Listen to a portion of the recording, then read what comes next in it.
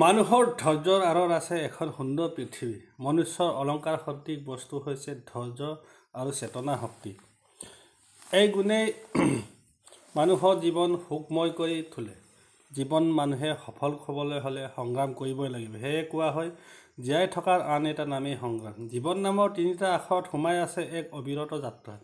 এই যাত্ৰাত থাকে দুখ, গুণ, ভাল, বেয়া, ক্ষমা আদি বহুতো।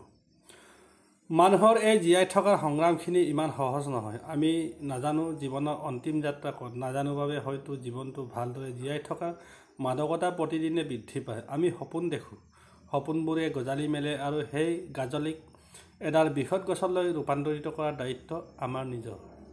জীৱনৰ আচল অৰ্থ কি? হয়তো তেনে কোনো সংজ্ঞা নাই, কিন্তু সুখ, দুখ, প্ৰাপ্তি, অপ্ৰাপ্তি আদিৰ মাজেদি আমি যি সাহসেৰে আগবাঢ়ি যাওঁ সেয়াই হয়তো জীৱন। জীৱনৰ আছেনো কি? বিশ্বব্ৰহ্মাণ্ডৰ এই মহাশূন্যক জীৱনৰ অস্তিত্ব বিচাৰি পোৱাটো অসম্ভৱ। তথাপিও জীৱন নামৰ এই ধাৰণা আৰু উপাসনাই মানুহক লালায়িত কৰে। জীৱন এটা আৰম্ভ হোৱাৰ লগে লগে মৃত্যু নামৰ সত্যটিৰ লগে লগে আহে। মানৱ জীৱনৰ স্থায়িত্ব একো নাথাকিলেও মানুহে এই সংগ্ৰাম সুখময় কৰাৰ চেষ্টা কৰে। গীতাত উল্লেখ থকা মতে জীৱন কৰ্মৰে অংশ। গতিকে জীৱন এটা ভালদৰে পাৰ কৰিবলৈ মনোবল, সাহস, ধৈৰ্য, দৃঢ়তা আদিয়েই ইয়াৰ সাৰথি। জীৱনৰ কৰ্মক্ষেত্ৰত ধৈৰ্য আৰু আন্তৰিকতাকে অগ্ৰসৰ হ'লে জয় সদায় নিশ্চিত। ধৈৰ্য অবিহনে জীৱন আধৰুৱা। ধৈৰ্য নহ'লে আমি কোনোৱে জীৱন যুঁজত আগবাঢ়িব নোৱাৰিম। কেৱল কৰ্মক্ষেত্ৰতে নহয়, সম্পৰ্কৰ পৰা আৰম্ভ কৰি জীৱনৰ প্ৰতিটো খোজতে একমাত্ৰ আহিলা যিয়ে আপোনাক এক উচিত দিশ নিৰ্ণয় কৰায়। কিন্তু এতিয়া মানুহৰ হৈছে কি? ভোগবাদী এই দুনিয়াত অসুখী হৈ পৰিছে সকলো। ধৈৰ্য চেতনা হেৰুৱাই মানুহ অসুৰৰ দৰে হোৱাৰ উপক্ৰম। প্ৰতিযোগিতাৰ দৌৰত যেন হেৰাই গৈছে জীয়াই থকাৰ অস্তিত্ব। জীৱন মানেতো প্ৰতিযোগিতা নহয়, তেন্তে মানুহবোৰ অস্তিত্বহীন হৈ পৰিছে কিয়? প্ৰাপ্তিৰ পিছত দৌৰি দৌৰি মানুহ কোনোবাখিনিত অকলশৰীয়া হৈ পৰিছে, হেৰুৱাই পেলাইছে নিজক। সকলোফালে কেৱল ঘৃণা, বিশ্বাসঘাতকতা আদি। মানুহৰ ধৈৰ্যহীনতা বৃদ্ধি পোৱাৰ লগে লগে মানুহবোৰ বেছি অকলশৰীয়া হৈ পৰিছে।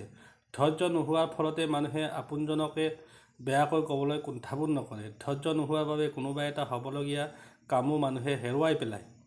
আমি ছ'চিয়েল মিডিয়াত লক্ষ্য কৰিলে দেখা পাওঁ যে মানুহবোৰ কিমান নিষ্ঠুৰ হৈ পৰিছে। ভালতকৈ বেয়া খবৰ বেছি। মানুহে মানুহক কথাৰে আক্ৰমণ কৰিছে। কোনোবাৰ বেয়াটো দেখি কোনোৱে সান্তনা লভিছে। মানৱীয়তা হেৰুৱাৰ উপক্ৰম হৈছে। সেয়ে কাৰোবাৰ দুখতো একাংশই ঠাট্টা মস্কৰা কৰিবলৈ লৈছে। কাৰোবাৰ মৃত্যু, বিবাহ, সম্পৰ্ক আদিও মানুহৰ বাবে হাঁহিৰ কাৰণ হৈ পৰিছে। সেয়ে হয়তো ছ'চিয়েল মিডিয়াত পোষ্ট এটা শ্বেয়াৰ কৰাৰ আগতে মানুহৰ ভাবিবলৈ সময় নাথাকে, ইয়াৰ আঁৰত থকা মানুহজনৰ মানসিক অৱস্থা কি হৈ পৰিব।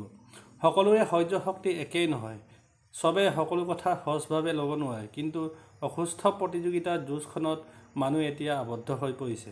সামৰ্থ্য অনুসৰি বিবেকৰ বাছ বিচাৰ কৰাৰ সলনি আত্মজ্ঞানৰ পৰা আঁতৰি এক বিভ্ৰম অচেতন প্ৰজ্ঞাই মানুহৰ জ্ঞানৰ দুৱাৰ খুলি দিব নোৱাৰে। সেই উপলব্ধি কৰিব নোৱাৰাৰ বাবে আত্মবিশ্লেষণ নাই, আছে আত্মশ্লাঘা। গতিকে এনে পৰিস্থিতিৰ মাজত ধৈৰ্য প্ৰয়োজন। জীৱনৰ ৰংসমূহ বিচাৰি উলিওৱাত ধৈৰ্যই সহায় কৰে। সেয়ে মুহূৰ্তৰ বাবে অন্যমনস্ক হৈ পৰা আমিবোৰৰ বাবে ধৈৰ্য চেতনাই একমাত্ৰ আহিলা।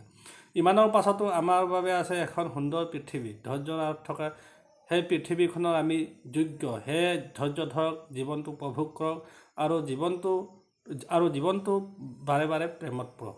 ধন্যবাদ।